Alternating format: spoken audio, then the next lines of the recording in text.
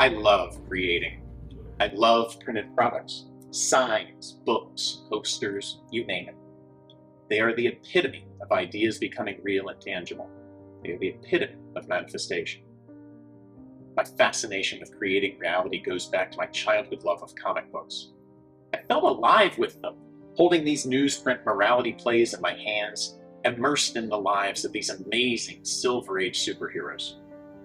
Full of hope, full of wonder, full of life. From the vibrancy of the colors to the action, to the ethical choices of these heroic characters, comics taught me to live to higher, heroic standards. Now, I always wanted to be a comic book artist, but as I pursued the path, I discovered that the images in my head would not transfer out of my fingertips. I could draw great rocks, but people? Well, let's just say that rigid stick figures on steroids do not look like heroes, or normal people for that matter. But by chasing this dream, I discovered that I was very gifted at organizing information. I excelled at graphic design. One of my early bosses said to me, "You naturally see systems. You understand how things work. You're great at seeing the pathway, the obstacles and the outcomes, and navigating the course to get there." Essentially, I was good at problem solving. It was, and still is, my superpower. Break it down to its core. Graphic design is nothing more than visual problem solving. What fits? What doesn't? What looks good? What flows? Where does the sales pitch of this ad belong for the best visibility and conversion? Graphic design is not just making information look good. It also has to make sense. Through years of training and job experience, I combined my creative talents with the machinery and the processes that made ideas real. First as a designer, then in print production, then as a sales rep for print. Sales was fun. I enjoyed helping others to manifest their ideas for their clients. And it paid really well. But the priorities were different than being creative. As I transitioned from problem solving to profit, graphic design to gross sales, I found I was also trading my passion for creative expression. I began to die of it. Life was being sucked out of me. It felt like my soul was dying, grasping for air as I was drowning in dollars, suffocating in sales. I needed to breathe. So rather than being just a salesman, as a short-sighted business owner once called me, I opted to be a control freak. I had to have my hands in every phase of production. It wasn't enough for me to just sell. I had to be part of design, estimating, prep, sometimes even delivery. My clients loved me for my hands-on approach and expertise. They received more than they expected. My employers hated me because I should be out selling their house, not working on the details.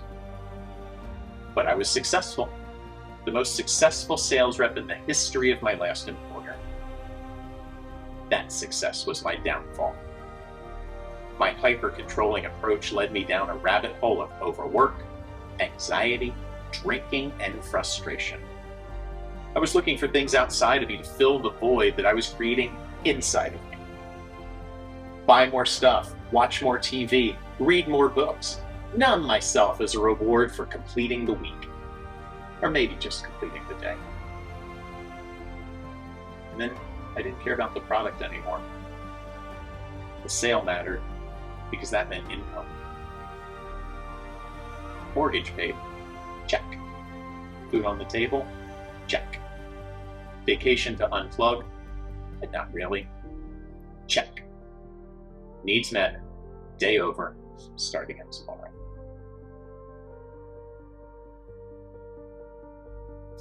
I didn't completely realize I'd been slowly dying as a salesperson. It was a slow process.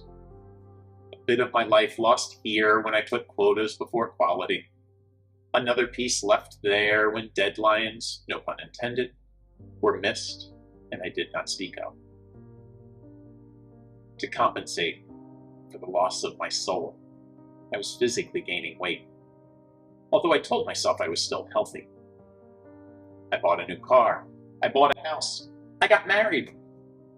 I did all of the things I was supposed to do to be happy. My bingo card of American success was checked. Bingo! I have the most toys. I win. That was the moment I died. Daniel Alexa, rest in peace. June 30th, 2009. Time of death, 7:49 p.m. My tombstone reads, he was dedicated to the wrong things. From that moment, I shuffled along like a zombie, getting by, not fully living. From the outside, I appeared functional. Inside, I was dead. I hid it well, too. No one around me knew that I was no longer among the living. For 4 years, I lived as the Walking Dead. The worst part was that I didn't even know it. I thought it was normal to be disconnected, to have no feelings, to be flatlined. That felt safe, but boring. A comfort zone in the worst definition of comfort. Without the peaks of excitement, there would be no valleys of failure. Instead, there were just vast, great plains of boredom, like the Missouri and Kansas farm fields that surrounded me at the time. I continued to do my job and support my clients. What little life that was left in me, that animated my corpse, was dedicated to their satisfaction, not my own. It was a repetition, day after day. 5 o'clock to 8 o'clock. Wake up, make coffee, watch some local news, get in the shower, get dressed, get in the car, go to work. 8 to 10, take calls, do estimates, put out production fires, deal with problems, answer emails. 10 to 11, I've got to get out of here. I need to go see a client so I can get out of the office. Stretch it into lunch. Nobody will notice. I can make an excuse. Get back in the door about 1:30.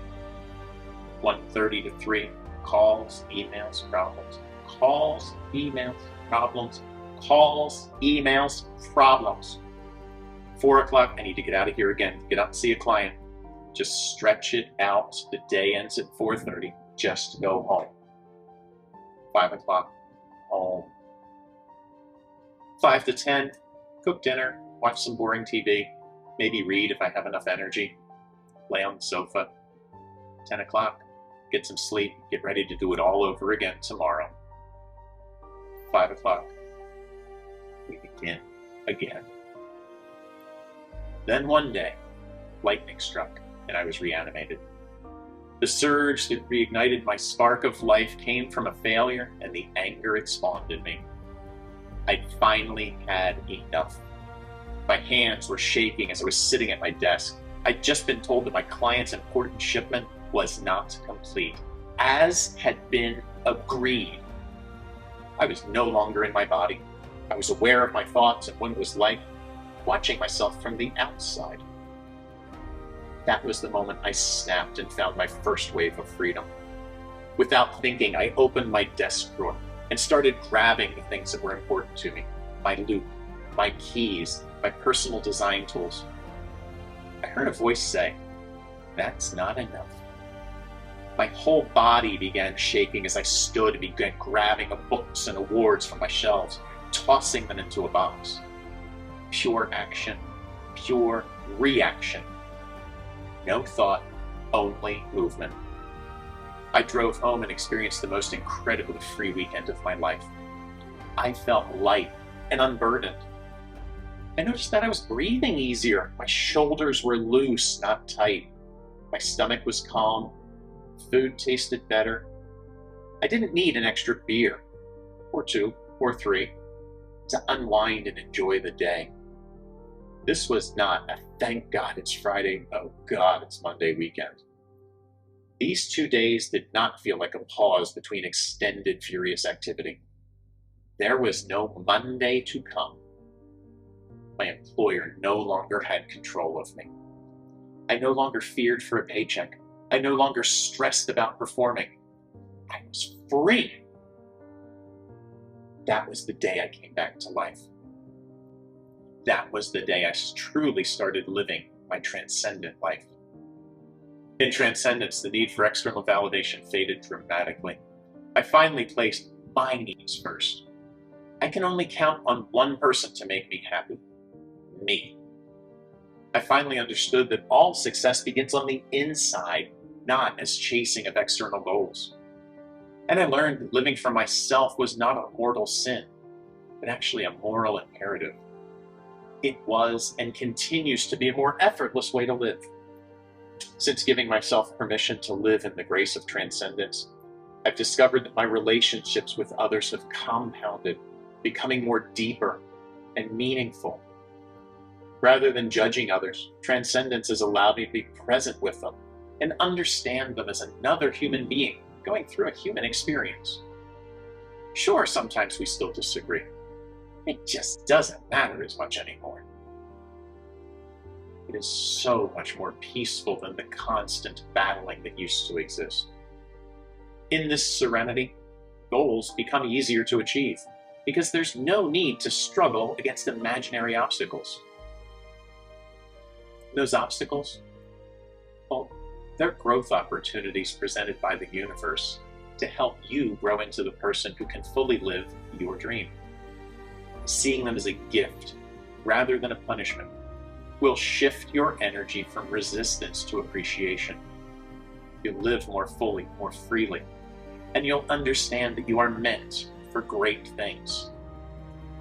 Before I died, I was listening to the small voice in my head that told me to be afraid, to take what I was given, and ask for nothing more, to hide, fear, and be ashamed of my goals because I didn't deserve them. Those lies were all bullshit. When I came back to life, when I was reanimated, that voice died. Now I listen to my gut, my instincts, my soul. This is the voice and the thought that tells me I can achieve my dreams because I have been. Tells me to play even bigger because I can. And set goals that scare me in a good way because that's where the growth is, beyond the fear. I feel this wisdom in my core and my solar plexus chakra. It has yet to lead me astray.